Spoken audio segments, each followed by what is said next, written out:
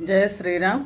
शुक्लांबरधरं विष्णुं शशिवर्णं चतुर्भुजं प्रसन्नवदनं ध्यायेत् सर्वविघ्नोपशान्तये। रामाय रामभद्राय रामचन्द्राय वेधसे रघुनाथाय नाथाय सीतायाः पतये नमः। శ్రీ పుల్లెల శ్రీరామచంద్రుడు గారు రచించిన వాల్మీకి రామాయణం 45వ సర్గలో ఉన్నాం మనం. అంతకు ముందర గంగావతరణం చూడడం జరిగింది. క్షీరసాగర మదనం, అమృతం ఆవిర్భవించడం ఈ సర్గలో కనిపిస్తాయి. రాముడు విశ్వామిత్రుని మాటలను విని చాలా ఆశ్చర్యం చెంది అతనితో అంటే విశ్వామిత్ర మహర్షి గంగావతరణం కథ గురించి చెప్పారు.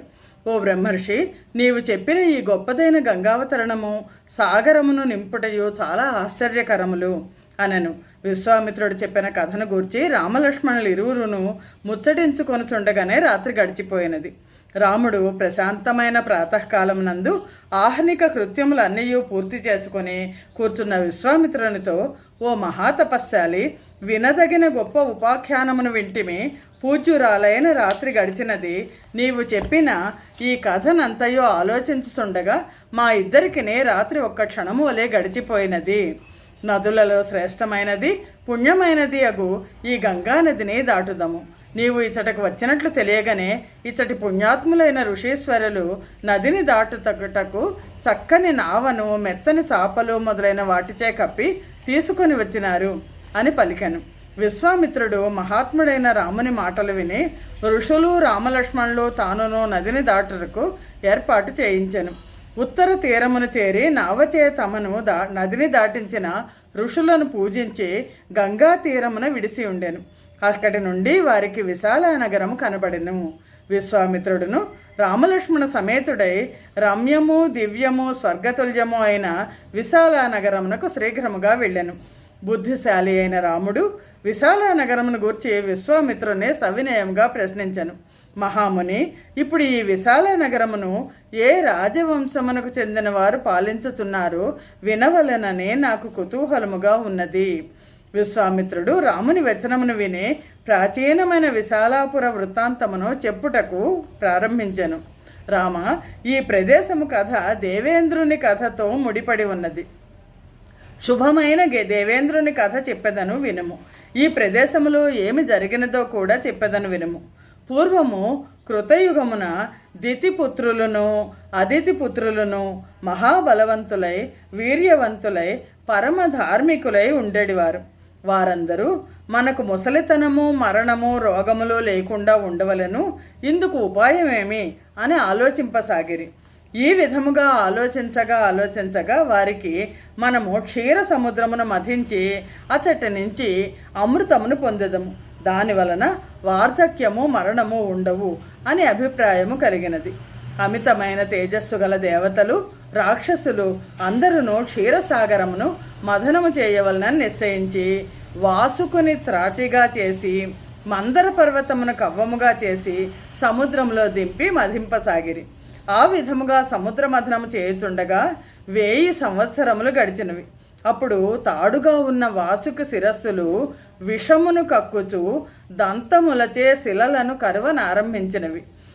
గగ్నితో సమానమైన హాలాహల మహావిషము బయలుదేరి దేవాసుర మనుష్య సహితముగా జగత్తునంతయు కాల్చివేయుట మొదలుపెట్టినది. దేవతలందరూ మహాదేవుడును సర్వజీవులకు పతియగు శంకరుని దగ్గరకు వెళ్ళి శరణు వేడుతూ రక్షించుము రక్షించుము అని ప్రార్థించుతూ స్తుతించిరి. దేవతలందరూ సర్వరక్షణ సమర్థుడగు ఆ దేవదేవేశ్వరుని ఈ విధముగా ప్రార్థించుచుండగా శంఖచక్రధారి అయిన విష్ణువు అతట ప్రత్యక్షమాయను. ఆ హరి చిరునవ్వు నవ్వుచూ శూలపాణి అయిన శివునితో, ఓ సురశ్రేష్ఠుడా, నీవు దేవతలందరికన్నా ముందు పుట్టినవాడవు. అందుచే దేవతలు మధించుతున్నప్పుడు ముందుగా పుట్టినది నీకే చెందవలెను.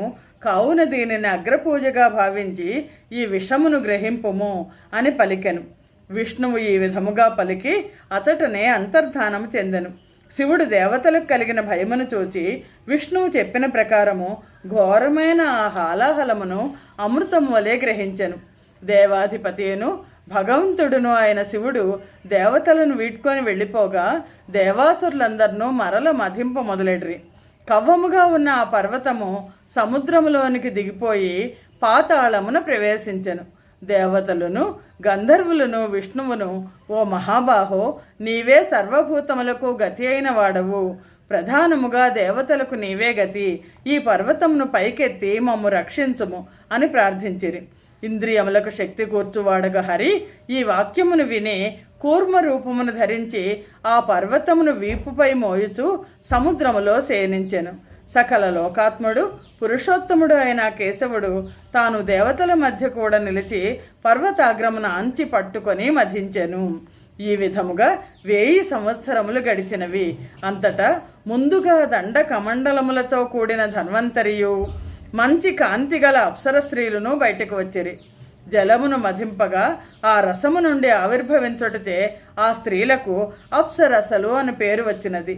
మంచి కాంతి గల 60 కోట్ల మంది అప్సర స్త్రీలు పుట్టిరి. వారికి లెక్కింప శిక్షము కాని పరిచారకులుండిరి. దేవదానవులలో ఎవ్వరునూ ఆ అప్సరసలను వివాహమాడలేదు. అందుచే అప్సరసలు అందరికీ సాధారణముగా చెందేట్లుగా చెప్పబడిరి. పిమ్మట వరుణుని కూతురు మహాభాగ్యవతి అయిన వారుని మధ్య దేవత తనను ఎవరు స్వీకరించదరా అని వెతుక్కొనుతూ బయటకు వచ్చెను. ఆ వారుణిని దైత్యులు స్వీకరించలేదు, కానీ అనిందితముగా ఆమెను అదితి పుత్రులు స్వీకరించిరి. సురను గ్రహింపకపోవటచే దైత్యులు అసురులైరి.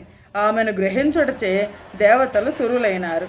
వారుణిని గ్రహించి సురులు సంతసించి చాలా ఆనందించిరి.